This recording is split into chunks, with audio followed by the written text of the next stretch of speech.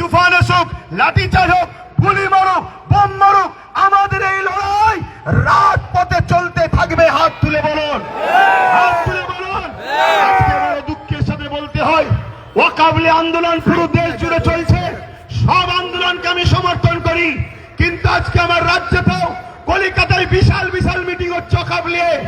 আগামী দিন ফুরফুরা আহলে সুন্নাত ওয়াল জামাত 20 থেকে 30 লক্ষ লোকের সমাগম কলকাতার রাজপথে করতে চাইছে। আপনারা ওই 20-30 লক্ষের মধ্যে আপনারা কেউ সামিল হতে ইচ্ছুক আছে? কিন্তু ওই লড়াই আমাদের বড় ভয়ানক হবে, ওই লড়াই কিন্তু বিশাল হবে। প্রয়োজন হলে আমরা মাসকে মাস কলিকাতাতে রয়েও যেতে পারি, রাজি আছেন?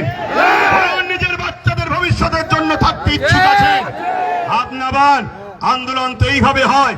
আর একটা কথা বলে যায়, আজকে যারা আন্দোলন করছে এদের আন্দোলনকে সাধুবাদ জানাই, কিন্তু এদেরকে জিজ্ঞাসা করুন, কেন্দ্র সরকার যেমন ওয়াকফ বিলের অ্যাক্টের নামে আইন তৈরি করে ওয়াকফকে লুটতে চাইছে, ঠিক তেমনি এখনো কিন্তু আইন করতে পারে রে। আন্দোলন চলছে, কিন্তু আমার রাজ্য 1,45,000 বিঘের উপরে একর সম্পত্তি আমার রাজ্যেতে বেদখল হয়ে আছে। আমার রাজ্যের মধ্যে রয়েছে, কিন্তু বেদখল হয়ে আছে 75,000 বিঘে একর জমি। এটা এখনো উদ্ধার হয়নি। এই বিষয়েও আন্দোলনের দরকার আছে না? না, কেন্দ্র সরকার যে আইন করতে চলেছে এখন আইন করতে পারেনি, তার চক্রান্ত সে পা দিয়েছে।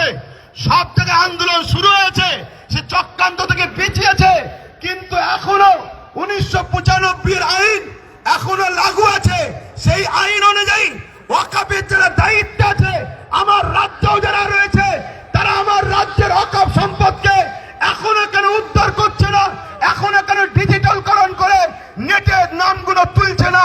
এই গাফলতি করার পিছনে আমার বলতে বাধ্য হচ্ছি, যাতে করে কেন্দ্র আইন করে আর এই সম্পদগুলোকে দখল করে দেয়। তার জন্যই গাফলতি ষড়যন্ত্র চলছে, ঠিক না বেঠিক? বলুন, ঠিক না বেঠিক? আমি আপনাদেরকে একটা তথ্য দিয়ে যাচ্ছি। উত্তর 24 পরগনা হাড়ুয়া পীর আব্বাস আলী গুড়াচাঁদ রহমাতুল্লাহ আলাইহি